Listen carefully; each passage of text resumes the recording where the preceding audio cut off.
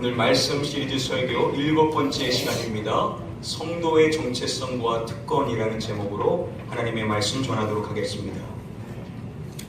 세계적인 리더십의 대가인 존 맥스웰의 리더십 골드라는 책에 보시면은요, 미국 전 매사추세츠 주지사였었던 이 크리스천 허터에 대한 유명한 일화가 나옵니다.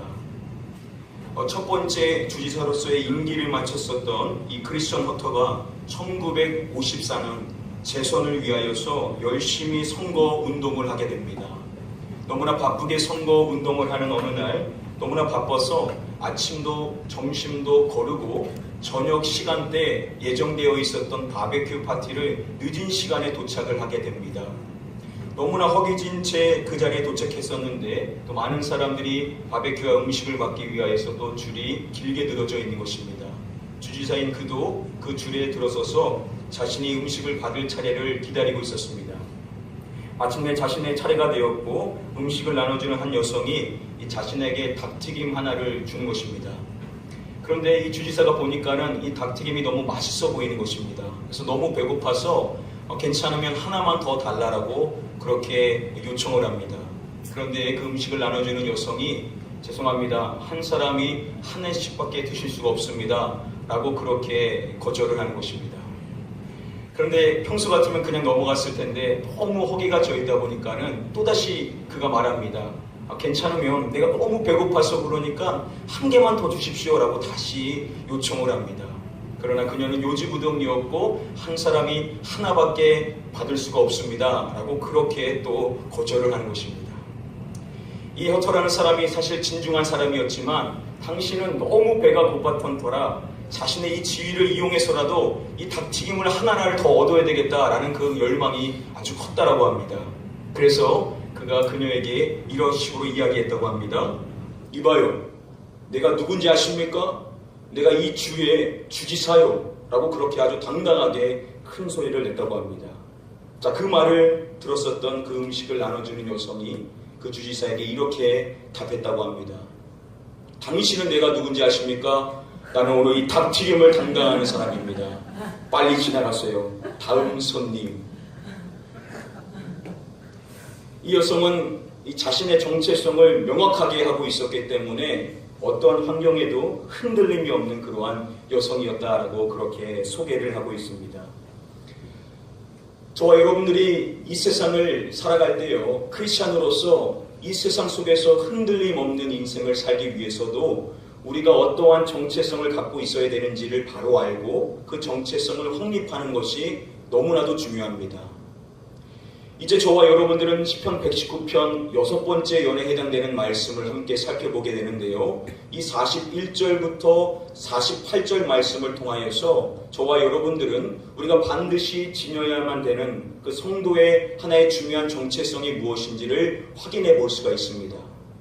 자, 그 정체성을 우리가 잘 확립할 때 또한 우리가 누릴 수 있는 두 가지의 특권이 무엇인지를 우리가 오늘 본문 말씀을 통해서 배워볼 수가 있습니다. 이 시간 먼저 여러분들 축복하옵기는 오늘 말씀을 통하여서 하나님이 우리에게 주시는 음성을 잘 들으시고 또 은혜 받고 또 도전받는 시간 되시기를 먼저 주님의 이름으로 간절히 축복을 드립니다. 아멘.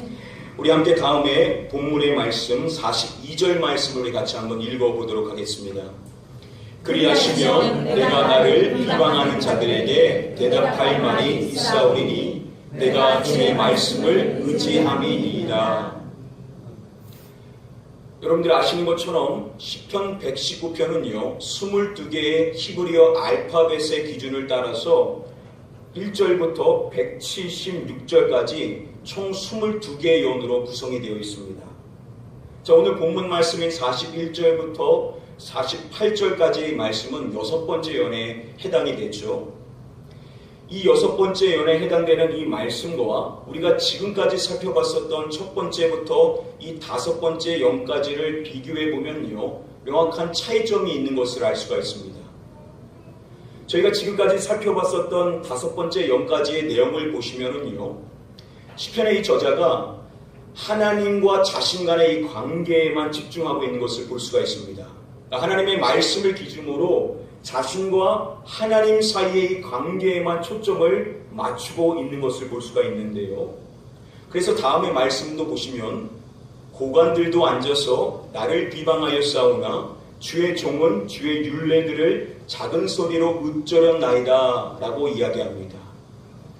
누구보다도 정의로워야 되는 그런 고관들이 자신이 하나님을 잘 따른다는 이유 때문에 자신을 비방하는 것입니다. 자, 그러면 그 사람에게 반응을 해야 될 텐데 이 시편의 저자는 사람들에게 반응하지를 않습니다. 대신 그가 어떻게 반응하냐? 그는 주의 종이라고 이야기함으로써 하나님의 종으로서 자신은 하나님의 율례, 하나님의 말씀을 작은 소리로 읊조렸나이다 라고 이야기함으로써 사람에게 반응하지 않고 하나님께만 반응하고 하나님의 말씀에만 집중하는 것을 볼 수가 있습니다. 이렇게 첫 번째 영부터 다섯 번째 영까지의 말씀을 살펴보면요, 자신과 사람 사이에 어떠한 일이 있어도 그 일에 대해서 주목을 하지 않고 자신과 하나님 사이에 관련된 일만을 이야기하는 것을 볼 수가 있습니다. 자, 그런데 오늘 본문의 말씀인 41절부터 48절인 이 여섯 번째 연의 내용을 보시면은 처음으로서 어떠한 내용이 나오냐면 이 시편의 저자가 자신과 다른 사람 사이에 있었던 일에 대해서 그리고 자신이 해야만 하는 일이 무엇인지를 고백하고 있는 것을 살펴볼 수가 있습니다. 우리가 앞서서 읽었었던 본문의 말씀인데요, 그리하시면 내가 나를 비방하는 자들에게 라고 말을 하죠. 먼저 그는 자신을 비방하는 사람들에게 해야 될 일에 대해서 먼저 이야기를 하고 있습니다. 또한 다음에 46절 말씀도 보시면은 또 왕들 앞에서 라고 이야기함으로써 자신이 왕들에게 해야만 하는 일이 무엇인지를 설명하고 있습니다. 먼저 첫 번째 우리가 살펴봤었던 말씀을 보시면은 내가 나를 비방하는 자들에게 대답할 말이 있사오리니 라고 말을 합니다. 자신이 자신을 비방하는 사람들에게 해야 할 말이 있음을 이야기하고 있는 것이죠. 5연까지는 자신을 비방하는 사람들에게 전혀 반응하지 않았는데 이 여섯 번째 연에 들어가서 최초로 자신이 그들에게 해야 될 일, 그들에게 대답해 줘야 할 말이 있다라고 이야기하는 것을 볼 수가 있습니다. 자, 그 말이 무엇인지 이어지는 말씀에 그가 말하기를 내가 주의 말씀을 의지함이니이다 라고 말을 합니다. 자, 여기서 말씀이라는 이 단어는 히브리어로 다바르라는 단어입니다. 또한 앞서서 살펴봤었던 그가 비방하는 자들에게 대답할 말에서 이 말이라는 단어 역시도 다바르입니다. 자, 그가 자신을 비방하는 사람들에게 대답할 다바르가 있어야 해서 그가 주의 말씀, 그 다바르를 의지했다라는 것을 봤었을 때 그가 그 대답하고자 하는 말, 그 다바르라는 것은 결국 주의 말씀이라는 것을 우리가 쉽게 확인해 볼 수가 있습니다. 다음의 말씀에도 보시면은 46절의 말씀에서 그가 또한 두 번째로 왕들에게 할 말을 이야기하는 것을 또 볼 수가 있죠. 또 왕들에게 말할 때에 라고 이야기함으로써 마찬가지로 왕들에게도 자신이 해야 할 말이 있음을 이야기합니다. 자, 그 말이 무엇인지 명확하게 여기서는 밝혀지고 있죠. 왕들 앞에서 주의 교훈들을 말할 때 라고 말합니다. 아시는 것처럼 이 교훈들이라는 것은 하나님의 말씀을 총칭하고 있는 것이죠. 그가 마찬가지로 왕들에게 하나님의 말씀을 말해야 됨을 설명하고 있습니다. 이렇게 시편의 저자는요, 자신을 비방하는 자들과 또 왕들에게 무엇을 이야기하고자 하냐면 하나님의 말씀을 이야기하고자 함을 고백하고 있다는 것이죠. 자, 그렇다면 그가 그들에게 하나님의 말씀을 말하고자 한다는 것이 도대체 뭘 의미하는지 우리가 다음의 말씀을 통해서 명확하게 확인해 볼 수가 있습니다. 우리 다음에 본문의 말씀을 같이 한번 읽어보도록 하겠습니다. 진리의 말씀이 내 입에서 떠나지 말게 하소서. 내가 주의 길을 바랐음이니라. 그가 말씀이 자신의 입에서 조금도 떠나지 말게 하소서라고 그렇게 고백을 합니다. 자, 그런데 그가 말할 때 그냥 말씀이라고 이야기하지 않고 무슨 말씀이라고 이야기하죠? 진리의 말씀이라고 이야기하는 것을 볼 수가 있습니다. 시편 119편을 다 찾아보니까요, 진리의 말씀이라는 이 단어는요 119편 가운데 여기서 유일하게 쓰인 것을 볼 수가 있습니다. 그러니까 의도를 가지고 이렇게 썼다라는 것이죠. 이 진리의 말씀이 뭘 의미하는지 우리가 신약의 말씀을 통해서 풀어볼 수가 있습니다. 신약의 다음에 말씀해 보시면은 그 안에서 너희도 진리의 말씀, 똑같은 진리의 말씀을 이야기를 하고 있습니다. 이 진리의 말씀이 뭘 이야기하는지 풀어서 설명해 주고 있는데요. 곧 너희의 구원의 복음이라고 설명해 주는 것을 볼 수가 있습니다. 그러니까 진리의 말씀이라는 것은 선포된, 구원의 소식으로 선포된 복음임을 알 수가 있다는 것이죠. 진리의 말씀이라면 그 말씀은 그 대상들이 있어야 되는데 구원을 받지 못한 사람들이 받아야 될 소식인 구원의 복음임을 알 수가 있는 것입니다. 자, 본 시편의 저자가 하나님의 말씀을 이야기하고자 하죠. 자신을 비방하는 자들과 또 왕들에게 이야기하고자 하는 그 말씀은 진리의 말씀인데 그 진리의 말씀은 곧 뭘 이야기하냐? 세상 사람들에게 말하고자 하는 하나님의 구원의 소식을 증거하고자 하는 바로 선포되어야만 하는 복음의 기능을 감당하는 말씀이라는 것을 확인해 볼 수가 있다는 것입니다. 그래서 세계적인 강해 설교가 중에 한 명인 제임스 M. 보이스 목회자가 이야기할 때 이렇게 설명하는 것을 볼 수가 있습니다. 본 시편의 저자는 사람들에게 하나님의 말씀을 전하고자 하는 열망을 가졌다라고 그렇게 설명을 해줍니다. 그가 진리의 말씀이 자신의 입에서 떠나지 않기를 소원하며 그 말씀을 자신을 비방하는 사람들에게조차도 그리고 자신을 확대하고자 하는 고관들 중에서 있을 수 있는 그 왕들에게조차도 뭘 이야기하고자 하냐? 하나님의 말씀, 선포되어야만 하는 그 말씀을 그들에게 전하고자 하는 그 열망을 지녔다라고 그렇게 설명을 해주고 있는 것이죠. 여기서 우리는 너무나도 중요한 사실을 확인해 볼 수가 있습니다. 본 시편의 저자가 유견에 들어가서 자신의 정체성을 어떻게 이야기하며 확립하고 있냐? 자신 스스로를 다른 사람들에게 뭘 전해야 되는 사람? 하나님의 말씀을 전하는 자로 여기고 있고 그 말씀을 전하고자 진리의 말씀을 사모하고 있는 것을 볼 수가 있다는 것입니다. 누구에게조차도 그 말씀을 증거하냐? 자신을 비방하는 사람들, 왕들에게조차도 그 말씀을 전하고자 하는 열망을 가지고 있었다는 것이죠. 스스로를 말씀을 전파하는, 말씀을 증거하는 전도자로 여겼음을 확인해 볼 수가 있다는 것입니다. 이것은 저와 여러분들도 반드시 지녀야 될 정체성이죠. 예수님께서 이렇게 말씀하신 것을 우리는 주목해야 됩니다. 너희는 온 천하에 다니며 만민에게 복음을 전파하라 라고 말씀하십니다. 자신의 제자들에게 하셨던 말씀은 오늘날 저와 여러분들에게도 주시는 말씀이죠. 예수님께서 우리에게 주셨던 명령의 말씀이 뭐냐? 너희는 온 천하에 다니며 만민에게 복음을 전파하라 라고 이야기함으로써 저와 여러분들이 모든 사람들에게, 그 사람이 어떠한 사람이든 우리는 그 모든 사람들에게 이 복음을 전파하는 자가 되어야만 된다라고 우리에게 말씀해 주시는 줄 믿습니다. 사랑하는 성도 여러분들, 주님께서는 저와 여러분들에게 하나님의 말씀을 부탁하시면서 이 말씀을 전하는 자, 모든 사람들, 만민에게 이 복음을 증거하는 자가 되어야 하는 그러한 사명을 우리에게 맡겨주셨다는 것을 오늘 본문의 말씀을 통해서도 우리가 확인해 볼 수가 있는 것입니다. 이것이 오늘 하나님께서 오늘 본문 말씀을 통하여서 주시는 첫 번째 말씀의 가르침입니다. 하나님 우리에게 말씀해 주십니다. 사람들에게 복음을 전파하는 전도자의 정체성을 확립해야만 함을 우리에게 말씀해 주시고 계십니다.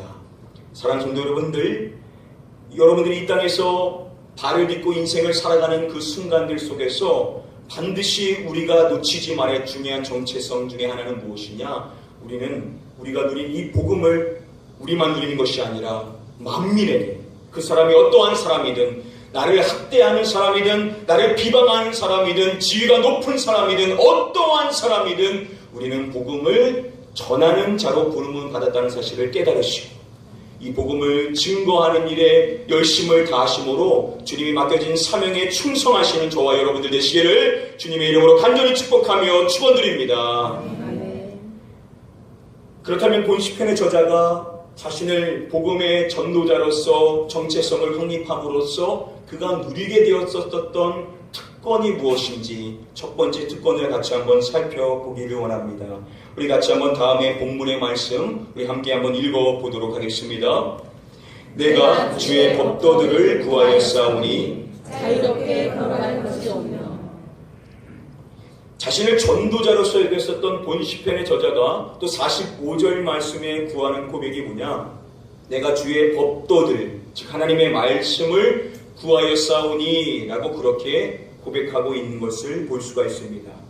자, 주의 법도들은 하나님의 말씀이죠. 특별히 자신을 전도자로서 정체성을 확립하고 있는 그에게 있어서 이 주의 법도들, 말씀은 결국 뭘 이야기하냐? 바로 진리의 말씀, 선포되어야만 하는 하나님의 말씀을 이야기하고 있죠. 그가 그 진리의 말씀을 구하는 것입니다. 하나님 저에게 진리의 말씀을 주십시오라고 그렇게 간구를 하고 있는 것이죠.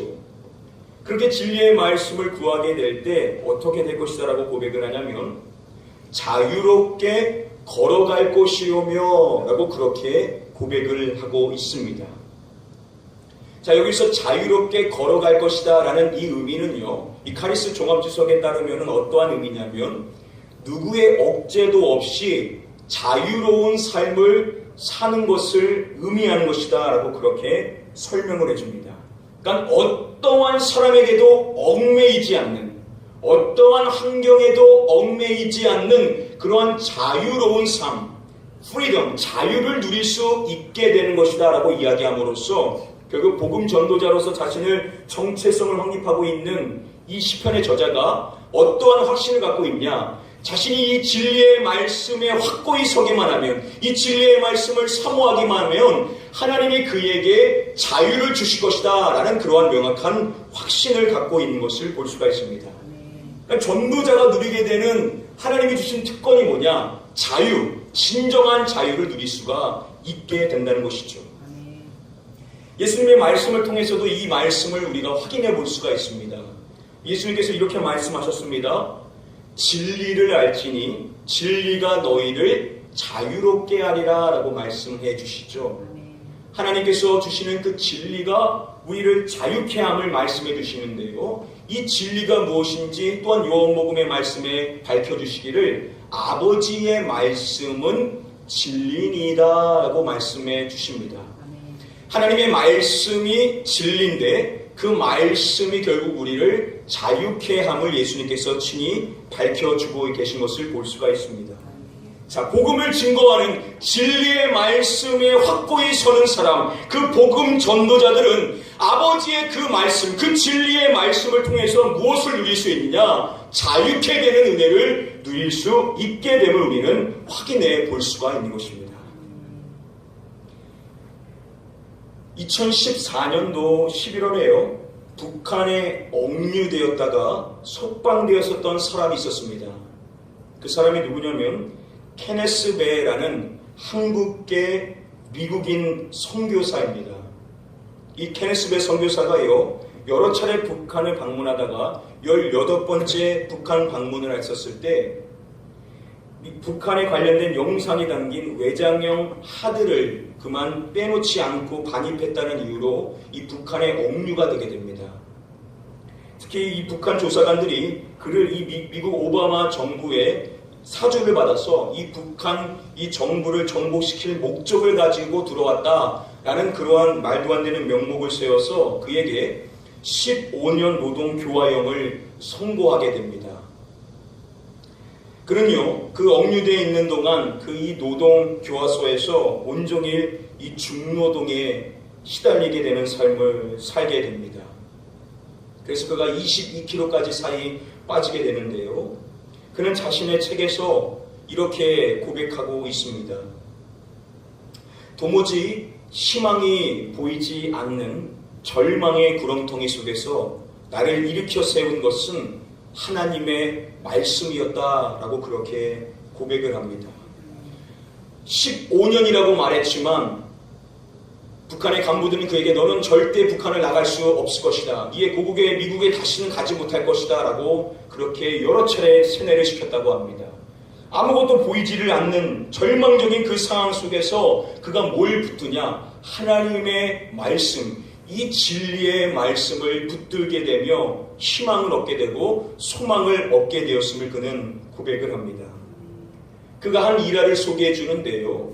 그와 함께 일하는 한 북한인이 자신에게 이렇게 물었다고 합니다. 정말 당신이 믿는 하나님이 살아계십니까? 그래서 그가 그렇다라고 이야기했더니 그 사람이 말하기를 그러면 왜 당신은 아직까지 여기에 있습니까? 라고 그렇게 되물었다는 것입니다. 그때 그가 이렇게 그 사람에게 답했다고 합니다. 하나님께서 다른 계획이 있으시나 봅니다. 그것은 당신 때문일지도 모릅니다. 당신에게 하나님을 전하라고요 라고 이야기를 했다는 것입니다. 그리고 그는 어렵지만 그곳에서 하나님을 나타내고자 하는 삶을 살고 관심을 갖는 사람들에게 예수 그리스도에 대해서 소개하였음을 고백하고 있습니다. 하나님의 말씀을 통하여서 늘 평안을 누리는 그를 보면서 한 번은 북한 간수가 자신에게 이렇게 물었다고 합니다. 당신이 제수고 우리가 간수인데 왜 당신이 더 행복해 보이냐? 라고 그렇게 그에게 질문을 했다는 것입니다. 그가 비록 그곳에서 제수로서 억류된 삶을 살며 중노동을 하고 있는 인생이었지만 그가 진리의 말씀에 매여 있었기 때문에 그리고 그 복음을 증거하는 복음 전도자의 정체성을 확립하며 인생을 살고 있었기 때문에 그는 그 어려운 환경을 초월하며 늘 자유할 수 있었기 때문에 행복한 모습을 보였던 것이죠. 그래서 그들이 그를 보면서 어떻게 당신이 우리보다 더 행복해 보일 수 있냐고, 어떻게 당신이 우리보다 더 자유로워 보일 수 있냐라고 그렇게 질문을 했다는 것입니다. 여러분, 바로 이것이 오늘 본 시편의 저자가 진리의 말씀을 사모하며 그 말씀에 매임으로써 복음 전도자로 살아감으로써 누릴 수 있었던 그 자유, 그 자유가 바로 아까 살펴봤었던 그에 가지고 있었던 행복해 보일 수밖에 없는, 즐거워 보일 수밖에 없는 자유로운 삶임을 볼 수가 있는 것입니다.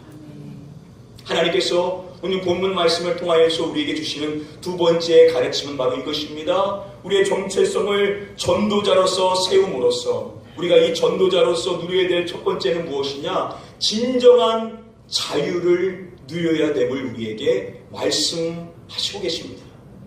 여러분, 전도자로 인생을 살아가는 삶은 어떠한 환경에도 매이지 않는다는 사실을 믿으시기 바랍니다. 어떠한 사람이 우리를 억누르려 하여도 그 어떠한 사람도 우리를 억누를 수 없고 우리의 자유를 올가맬 수가 없다는 것입니다. 복음 전도자로 인생을 살아가는 사람은 어떠한 환경에 매이지 않는다는 것입니다. 어떠한 세상 속에서도 그는 세상이 감당치 못하는 사람으로 인생을 살기 때문에 진정한 자유를 누리면서 어떠한 환경 속에서도 행복을 누릴 수 있다는 사실을 믿으시기 바랍니다. 전도자는 하나님께서 주시는 진정한 자유의 특권이 주어진다는 사실을 믿으시고 전도자로 살아가심으로써 이와 같은 자유의 복을 누리시는 저와 여러분들 다 되시기를 주님의 이름으로 간절히 축복하며 축원드립니다. 우리 마지막으로 우리 다음에 두 절의 말씀을 함께 이어서 읽어보도록 하겠습니다. 내가 사랑하는 주의 계명들을 스스로 즐거워하며 또 내가 사랑하는 주의 계명들을 행하여 내 손을 들고 주의 율례들을 작은 소리로 읊조리이다. 전도자로의 자신의 정체성을 확립하고 있는 본 시편의 저자가 마지막 47절과 48절 말씀에 반복하여 이야기할 때 이렇게 반복하는 것을 볼 수 있죠.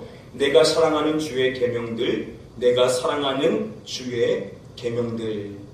자신이 하나님의 이 말씀을 너무나 사랑하다 보니까 이것을 반복하여 자신이 사랑하는 말씀임을 고백을 하고 있는 것입니다. 그가 먼저 말하기를 자신이 그렇게 사랑하는 그 계명들로 인하여서 그가 스스로 즐거워하며 라고 그렇게 고백하고 있는 것을 볼 수가 있습니다. 이것은 말씀으로 인하여서 그가 누리게 되는 큰 기쁨을 설명해 주고 있는 것입니다. 그냥 말씀 때문에 그냥 막 기뻐서 웃음이 절로 나게 됨을 이야기하는 것이고요.